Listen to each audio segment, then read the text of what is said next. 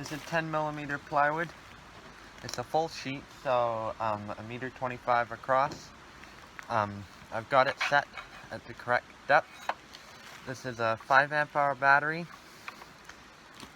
It has 3 bars, but I have used it a bit, so it's not completely full.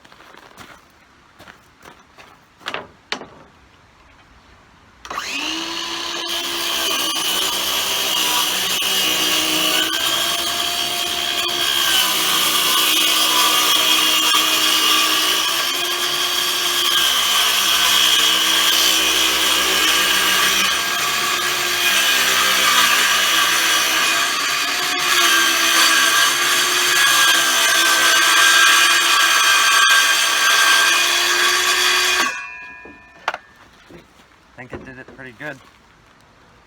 Down to two bars. And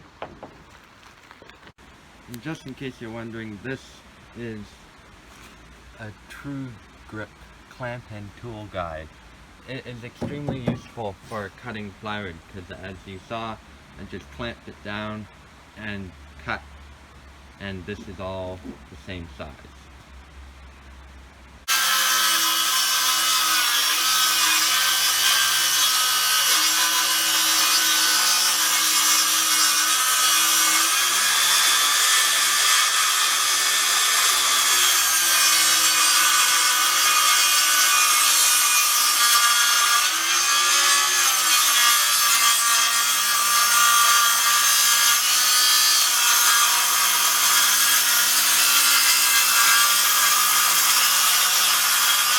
This 15mm plywood, 4 Ah battery, only 1 bar. The blade's still fairly new.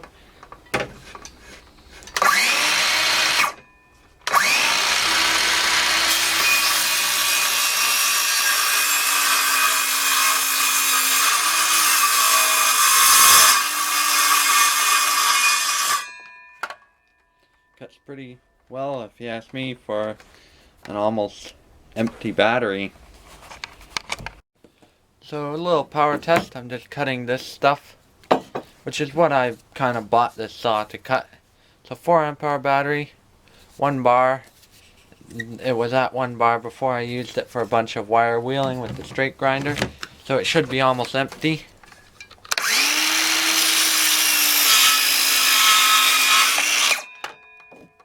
Cuts alright.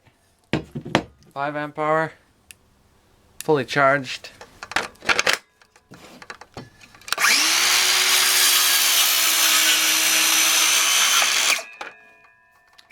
Cuts a little faster.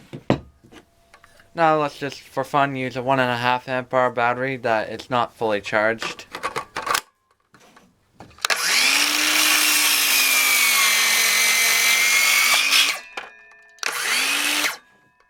So you can hear it bogs down a lot more with the 1.5 Ah.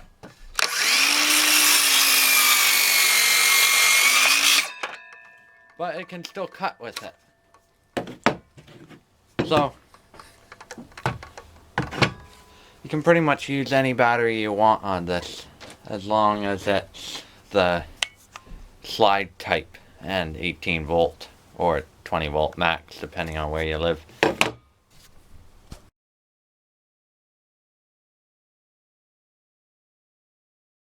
The other circular saws I have experience with are this one, the Dewalt DWE576, and the Dewalt DCS391 circular saw. Hello and welcome. Today's review is on the Dewalt DCS391 cordless circular saw. So this is the original circular saw that DeWalt released for the 18 volt XR or 20 volt max XR series. So this saw has been around for about 12 years. Although this one I've only had for about a year and a bit now. So it is a 165mm circular saw blade, which I think is a 6.5 inch. It's a blade left. And I'm not, if you like blade lefts, you like blade lefts. If you like blade rights, you like blade rights. I'm not going to say anything on that because I kind of don't care. I like them both. Anyway, there's the specs. So it's a max 55mm depth and 5150 RPMs, which on a lot of the descriptions for this tool, it said it only went like 3600 RPMs or something. So I was expecting a really slow circular saw, but then I got it and it says on it 5150, and I would say that it sounds about as fast as what you'd expect a cordless circular saw to do. So you can bevel it to the left, I guess. So it goes up to 50 degrees. Never done this before, I think. Well, whatever, it goes up to 50 degrees. Does have an edge guide. Now mine came in a T-stack, and I'll show you inside that in a minute. It did come with an edge guide, which, yeah, it's pretty small. Now, I don't think I've ever really used an edge guide, so I don't really care, because it's not something I use. Then it also did come with a dust extractor, which, since I bought this saw because I had a few projects lined up where I was going to be working and there was going to be no power, so rather than bringing my jigsaw and just cutting a whole bunch of this stuff with a jigsaw, I bought this. And actually, one of the reasons why I chose this saw was because it was the only one that was available to buy right away in the shop I was in. All the others I would have to order and wait, whereas this one I could just buy right then and there and come home with it. Also, I do kind of like I kind of like the fact that it's a brushed motor.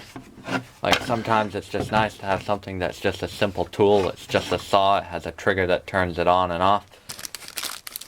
So, because I'm working outside most of the time with this, I haven't put the dust extraction on. The dust does come down here. It does not shoot out the side like normal circular saws or bigger circular saws, which that is fine. It might get a little annoying if you're cutting plywood or something, because then all the dust is getting in here and clogging things up, but for cutting stuff like this, I think it is fine. And I actually kind of like the fact that it comes out the bottom, because it's not blowing in your face like other circular saws. Anyway, the battery comes on and off quite nicely. Not like some tools where you have to kind of like kick it on and kind of just wiggle it until it sticks there. It does have a bit of wiggle to it, but that's fine. This isn't really the most vibrating tool out there. It's not like a rotary hammer or something. So the handle is actually a very nice grip. It's actually well balanced. With one of these, with the 10 cell batteries, like the 4 and 5 amp hours, it's really well balanced. Like, I would say it's about as balanced as a corded saw. It does have the handle up here, but because I'm right-handed, if I hold this handle, I kind of can't see where I'm cutting because my left arm is in the way of the cut line, but it's there if you want it. So the trigger lock, I like this trigger lock design because it doesn't matter whether you're holding it in your right hand or your left hand. Just hit that with your thumb and you pull the trigger. Now, a lot of circular saws, you just have a button that you push in, but I like this one because it's kind of just natural to grab it and push with your thumb. Like, you don't have to modify how you use the tool. You just push it, pull the trigger. The blade lock is right here.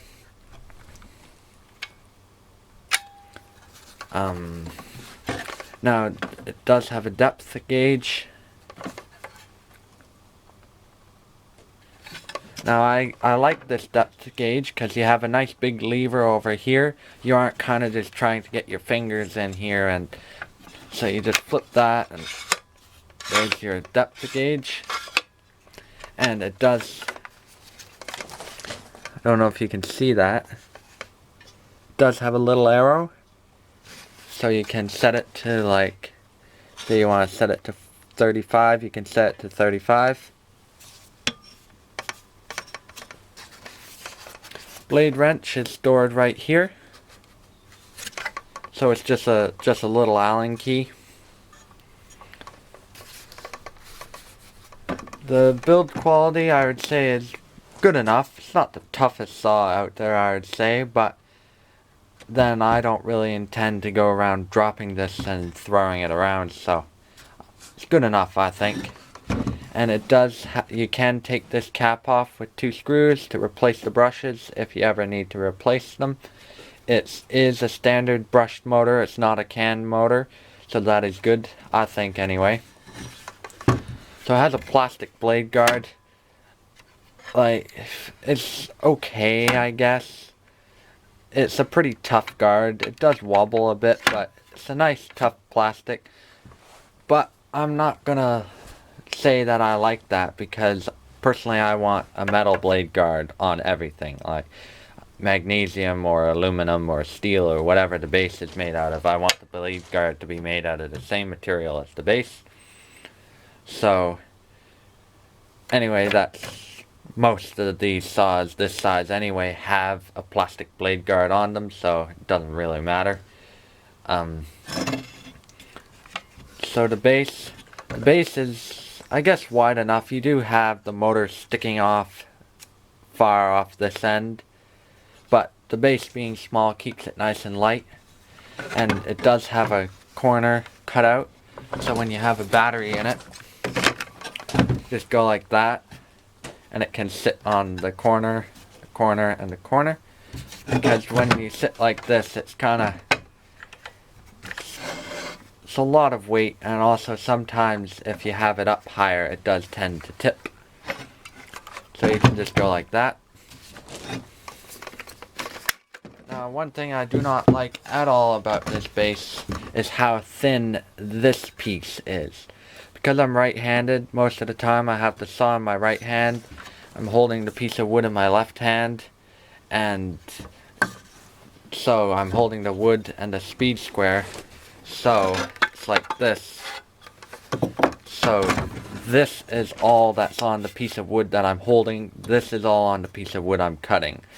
This needs to be at least 2 times wider, if you ask me. Like, I don't understand why they kind of just stuck a little skinny strip of I'm pretty sure this is a magnesium base, by the way. There, so. But anyway, you get used to it, and really I'm never cutting precision work with this anyway. It's just rough construction. So yeah, the base, I would say it's a good enough base. And then up here we have our little 0 line, and also I believe a 45 line in there somewhere. Then there are your bevel degrees. So, and also this is all metal. All the silver stuff on this saw is metal. It is not painted plastic. So that is really nice, because the more metal the better, in my opinion. So power, really, I didn't buy this saw to be my main saw, cut everything and anything, cut big hunks of oak. I mainly bought it for cutting this stuff, which this is 40 by 60 soft pine. And also, I do find that it is good for cutting the thinner plywood. It does a better job than the corded circular saw I have, just because it's smaller. You can cut thicker plywood, as I'll demonstrate in a moment. But I bought it for cutting small stuff, and for doing the small stuff, it is perfectly fine. Also, because most of the time I'm kind of cutting one-handed in midair over my knee, or hanging off a roof, or like scrubbling around in the dirt and cutting. So like, it's nice that it isn't the most powerful saw in the world, because as long as you're holding it pretty well, like if you got a firm grip on it, and also if you're prepared for it, it won't jump back at you. Like, it will bog down and kind of stall itself out. I don't think it will cut out, because it's an old-fashioned brushed motor, which is kind of nice. But it will bog down enough that before it jumps back at you, if you are prepared for it, you'll be able to let go of the trigger. So that's kind of one good thing about having a saw that isn't the strongest saw in the world. And actually, if you're just cutting that stuff most of the time, it will do bigger stuff. It's not for doing it every day. Like, if once in a while it has to cut some big hunk of hardwood or something, it'll do it. So I think that the power is good enough on this one, especially since I have a corded saw, so anything this saw can't do, I get out to corded. It's not very loud, actually. I would say that it's a lot quieter than the corded saw. I don't really care about noise, but I know some people seem to be concerned about how loud tools are. So yeah, overall I'd say it's a decent saw. I wouldn't say it's the best out there, but it does the job. And also I would say it's probably as good as any other cordless Dewalt saw. Because the saws that I'm thinking of that are probably a little better than this aren't Dewalt. So anyway, if you're a Dewalt fan, this is probably a pretty decent saw to work with these batteries. And like I said in the beginning of the video, you can use any battery, any Dewalt battery you want. At least all the 18 volt, 20 volt batteries. I don't know if you can use flex volt batteries on this. If you can use flex volt batteries on any other 20 volt or 18 volt tool, you can use them on this too, but I was speaking to a Dewalt representative a couple months ago, and he said you can't put the flex volt batteries on the 18 volt tools, so I don't know if that is true or not. Anyway, I'll just quickly cut some of this thick plywood just to show you, because why not?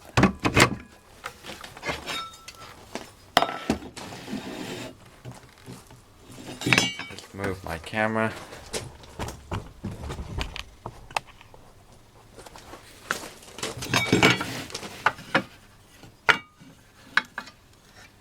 So this is how I cut most of the time with this saw. And this is on a fully charged 5 amp hour battery, in case you're wondering.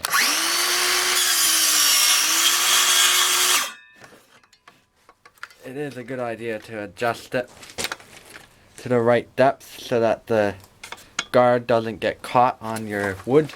It does do that sometimes, but if you adjust it to the right depth, you'll never have a problem.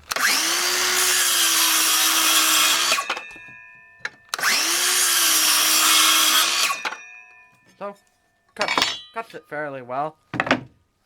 I think I did try to cut across an entire sheet once, which didn't go too well because it drew a lot of power.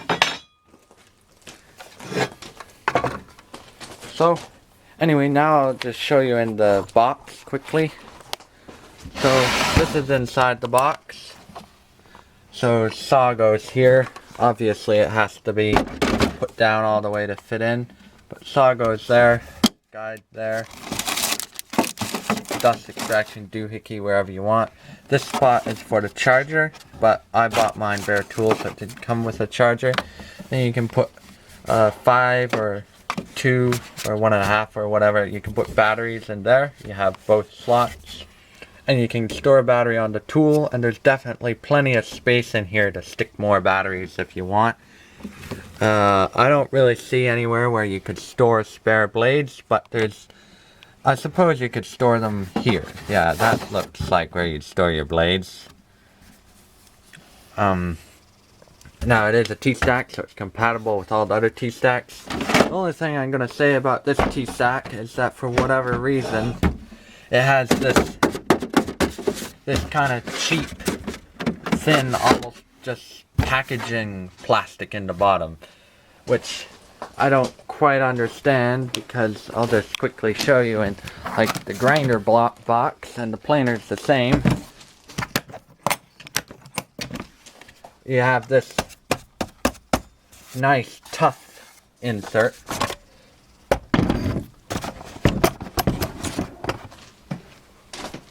So this is this insert you get with most of the tools, and this difference might have to do with this is a lot older tool, so they still have the old packaging.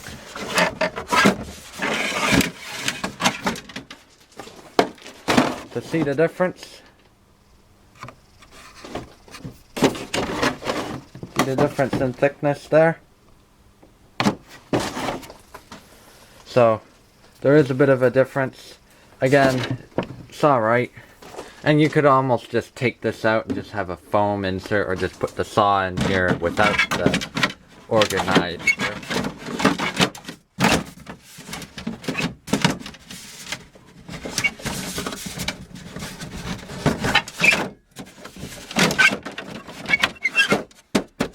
There we go.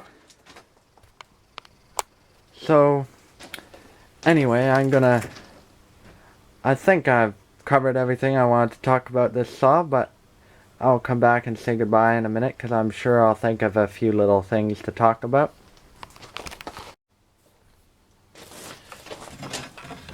So I did figure out how to do the bevel.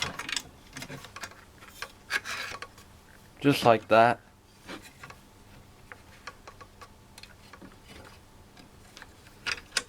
But I never used the bevel, so I'd never used that before. But I'm gonna say, if you use the bevel frequently, this little knob isn't the nicest thing to turn. And in here is your knob for your edge guide.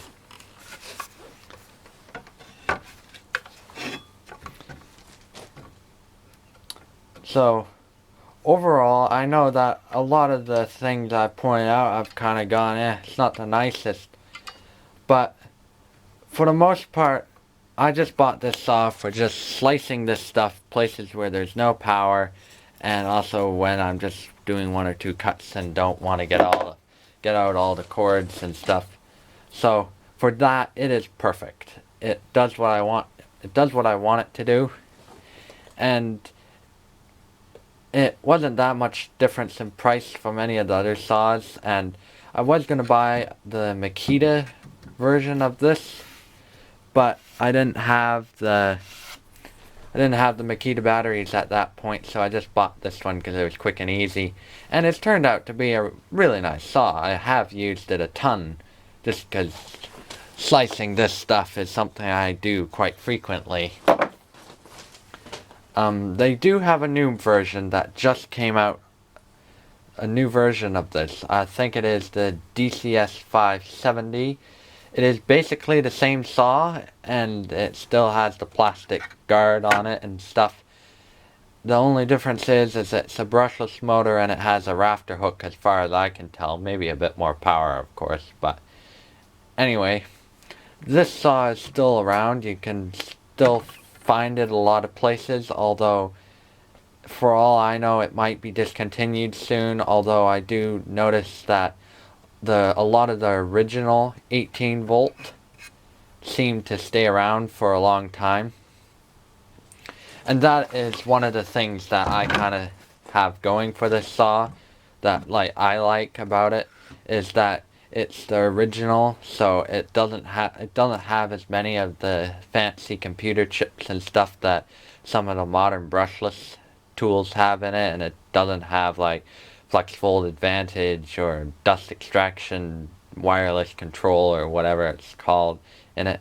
It's just a saw. It's just all I have this for is for slicing stuff like this where there's no power.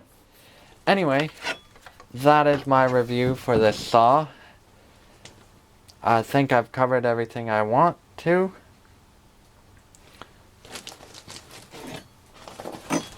this thing is extremely useful for cross-cutting with a circular saw, because you don't even have to put a pencil line. You just put it on the wood, as you've probably seen me do quite frequently throughout this video. You just slide your saw across it. It is very useful, this, and I think it only costs like 20 bucks or something. The Swassen Speed Square. So, thank you for watching, and I will see you next time.